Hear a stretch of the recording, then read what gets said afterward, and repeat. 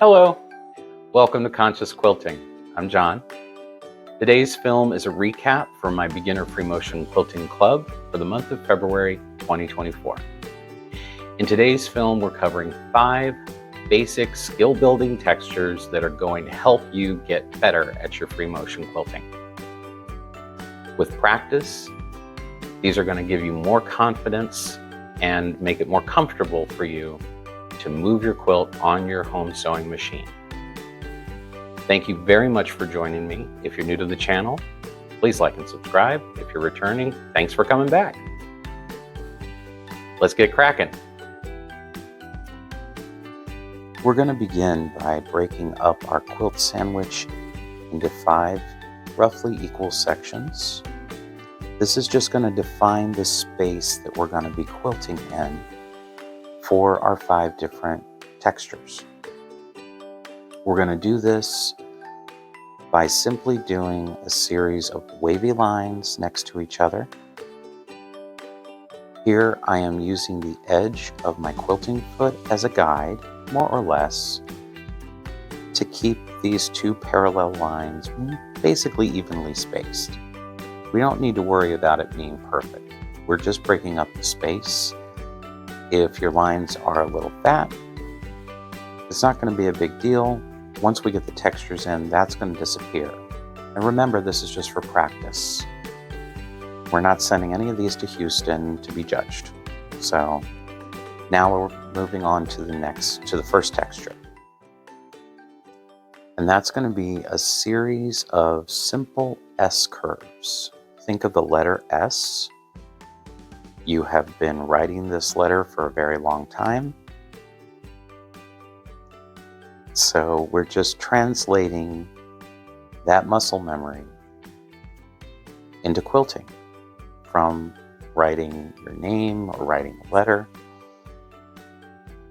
We're just moving the paper under the pen instead of the pen over the paper. We want to keep our hands flat to the bed of the machine. We want to try to keep our shoulders loose and relaxed. We want to breathe. Breathe deeply from your belly. Belly breathing makes all the difference for smooth quilting. You'd be surprised. A lot of us keep our breath in the upper portion of our lungs. You really want to expand your diaphragm. Let your belly go and just breathe from your belly while you're quilting. Try to be mindful of that breath, that flow of life moving through your body, moving into your hands, moving into your quilt. That is going to help you keep your quilting smooth. Here we're changing perspectives so you can get a little different view of how I'm moving the fabric to make these S curves. We're flowing along. We're moving the quilt sandwich smoothly. We're not trying to make jerky movements here. And we are tapering each end into the borderline that we've already quilted in. So you want to smoothly try to bring that in to that borderline so that the actual change of direction is not really visible anymore. That takes a little bit of practice. It's okay. You'll get it. We're breathing and we're flowing. We're keeping our hands as relaxed as possible. We are not gripping our fabric tightly. We're not pushing down too hard on the bed of the sewing machine. We're going to move on now to spirals. Simple spirals. Now spirals are great because they're going to lay a foundation later for feathers, the spines of feathers. But just a basic simple spiral and getting practice in and getting proficient at making simple spirals will really help you in your quilting, getting into the flow of moving your fabric And there are a lot of different quilting designs that can be done with a basic spiral and building it up. So this is one you should practice quite a bit. And practice doing them in different directions. Don't fall into the trap of doing them all one way. We're trying to keep them going in different directions, trying to keep them mostly the same size, but they can be a little different. There's no problem with that. I'm coming out to the edge of my quilt, and now I'm going to go back and I'm going to echo the outline of the spiral. I'm building the spirals up by doing this, and I'm filling the space pretty quickly. And you could go back and echo these multiple times simply by using the edge of your quilting foot as a guide and trying to keep a relatively consistent echo going around your spirals. Now, it doesn't have to be consistent all the way through. You can get fun and creative with it and balloon it out a little bit.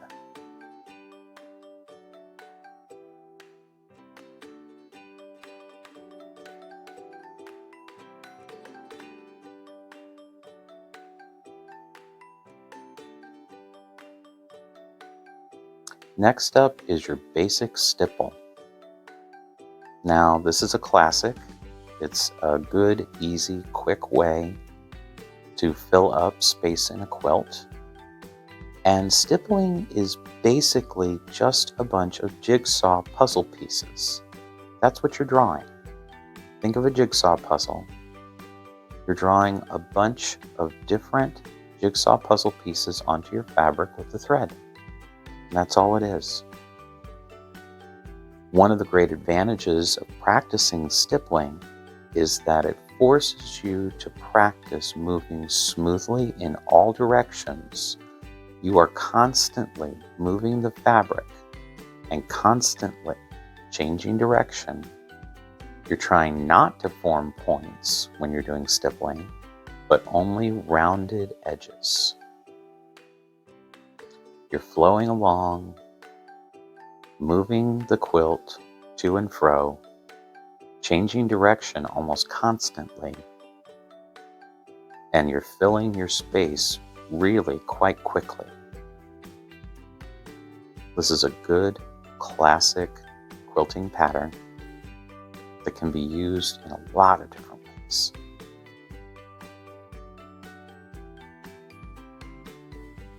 Remember to breathe. Remember to try to keep your shoulders relaxed. Now we're doing simple chevrons. This is a series of diagonal lines. We are trying to keep the angle of our movement pretty consistent through our chevrons as we go down the row. That's one of the challenges with it, because unless you're using rulers for quilting, and particularly rulers with angle markers on them, you're eyeballing this. But even if it's not perfect, it's going to be fine.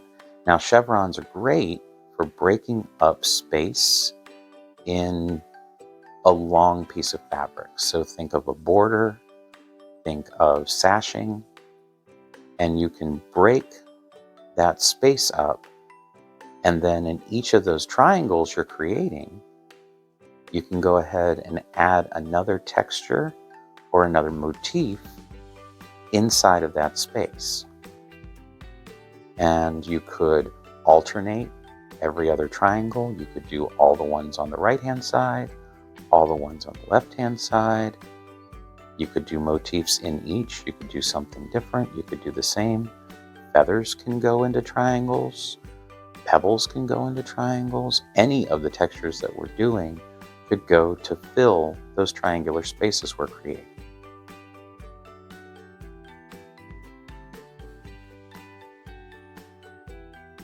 Now we go to pebbles. Now, pebbles are the most work intensive of the 5 textures that we're doing in today's video. It takes quite a bit of time. It can be a bit arduous. I will tell you this segment of the video is sped up because I wanted to cover as much ground as I could, but I didn't want to make you sit and watch me do circles for 8 minutes. You're welcome. Now, the pebbles here, they are not perfectly circular. They look very good in the video. I can tell you from having stared at them for quite a long time, they are not perfectly circular, and there's no reason why they should be. Pebbles in nature are not perfectly round, are they? So these pebbles are going to be different sizes. They're going to be different shapes, roughly roundish, but maybe you didn't want to do round. Maybe you wanted to do rectangular pebbles. You can do that too. It's really your call, and it's perfectly fine. This is a great way to get some really nice tactile and visual texture into your quilt. Pebbles can fill space around blocks. They can go into borders and sashing. You can mix them up a lot of different ways, so they're great. So now we see our finished piece with our contrasting thread, and then we're going to shift over into matching thread so you see the difference. Look at what a difference it makes to have that matching thread and just get the quilting texture. And feel free to back the video up and look at that again. You get a wonderful, wonderful texture from these 5 designs. I hope you've enjoyed this presentation, and I hope that it helps you with your free motion quilting. If you like this content, please subscribe to the channel because there's going to be a lot more coming as we go along. And thanks so much for joining me. Take care now. Bye-bye.